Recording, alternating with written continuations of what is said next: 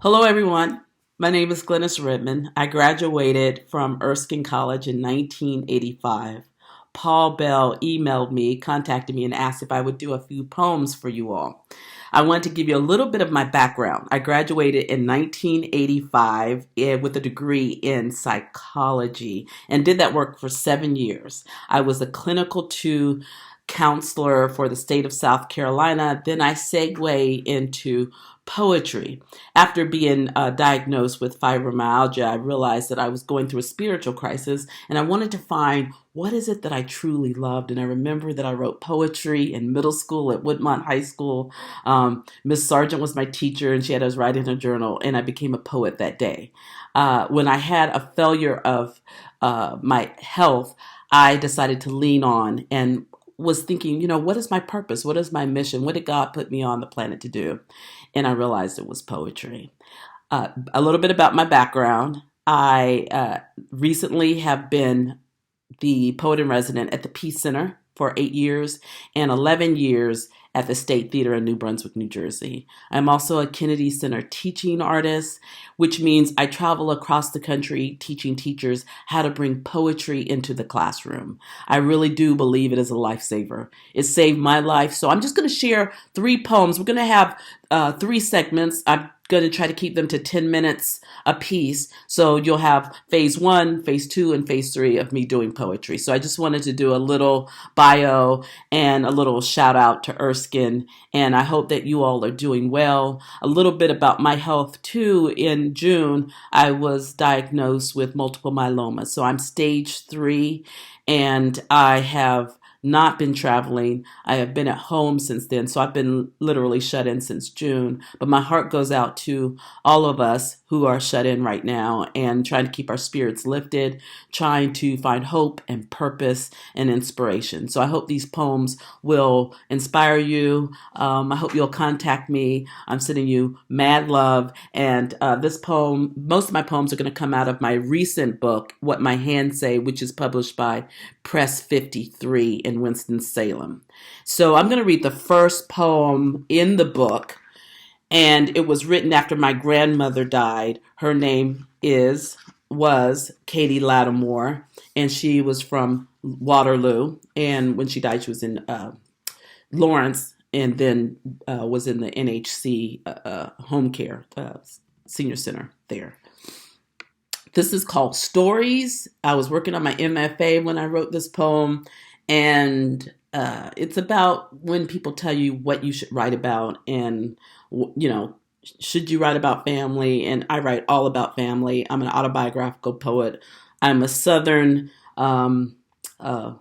military brat kid, so I'm rooted and then also all over the place with my sense of belonging. But out of the 5 children, I'm the only one that was born in the state of South Carolina. So we came back when I was 13. And so I write primarily about South Carolina, but I write about a whole range of things. But this poem is a short poem. It's called Stories. Some hate the stories I tell. Say, don't go back, as if my mouth is connected to their hearts. My head bowed, eyes intent on the stitch, not busy with blame. I work the pieces. Render the trade I learned at my mama's and my grandmama's hand. We call it making something out of nothing. These stories are useful things. Stitches I follow. They guide me clear and help me stand.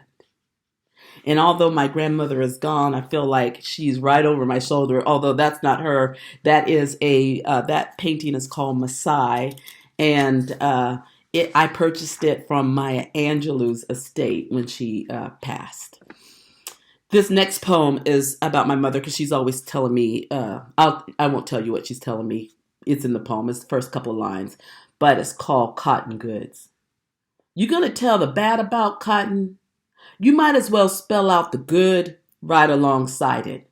At that task, I have trouble. Wonder why my mama don't. But picking 250 pounds of cotton a day, she's got field creds. She's either a saint or a seamstress, working in wear place at model coats for $1.25 per hour on 12-hour shifts, embroidering on cotton house coats. When I was 12, I used to ask her, "You tired, Mama?" And she'd just sort of smile and say, "It beats picking cotton." 5 foot even, she was the tallest that she's ever been in these words. I looked up to her and how she measured her yards from chin to arm's length. Now, I wonder how she manages to look past plantations. Maybe cotton in itself is quite beautiful, but our broken back lineage blocks my sight. Those white clouds always spell misery, but she's talking about putting clothes on our backs. In the fabric store, I watch her taking in the multicolored bolts. Everyone must have looked like possibility, but I was a kid and I was bored. But what did I know of how far she had come from the cotton sack dresses that she wore to stand in the store and talk shop?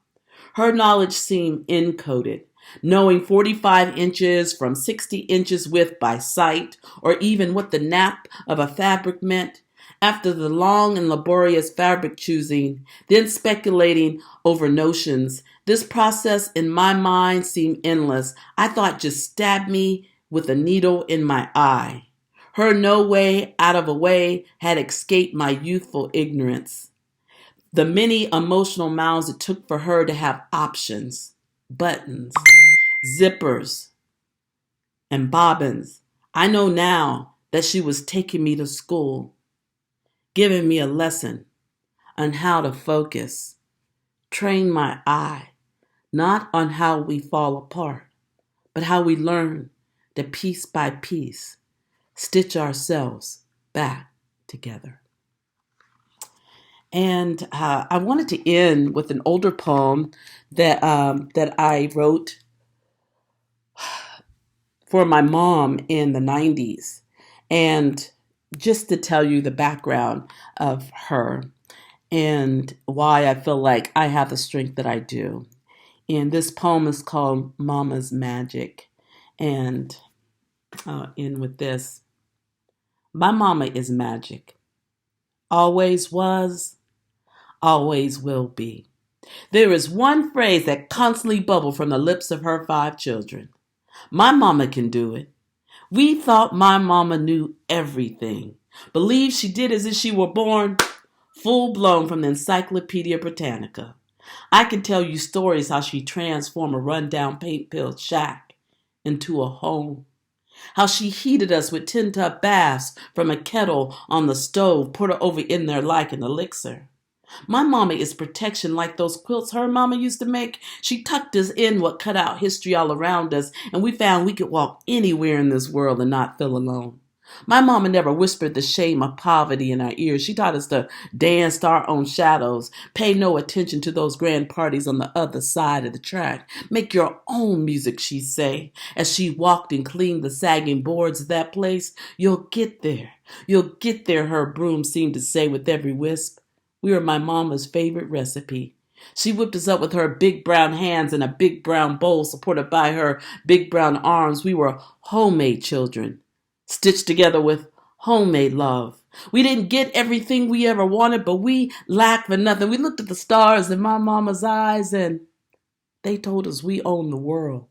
We walked like kings and queens, even on midnight trips to the outhouse.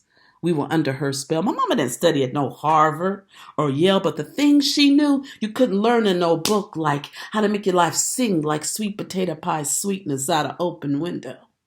How to make anybody feel at home. How at just the right moment be silent and with those eyes say, everything's gonna be all right, child. Everything's gonna be all right. How she tended to our sickness, how she raised our spirits, how she kept flowers living on our dilapidated porch in the midst of family chaos. My mama raised children like it was her business in life. Put us on her hip and kept on moving, keeping that house pine sol clean, yeah. My mama's magic always was, always will be. Her magic, how to stay steady and sure in this fast-paced world. Now when people see me with my head held high and my back erect and look at me with the, who does she think she is? I keep on walking with assurance inside. I'm Black Magic, and I'm Jeanette Redmond's child. Thank you, and look forward to the next reading. I'm going to start off with a poem dedicated to the seniors of Erskine College in 1997 when I was the graduation speaker. See you in the next installation. Thank you for listening.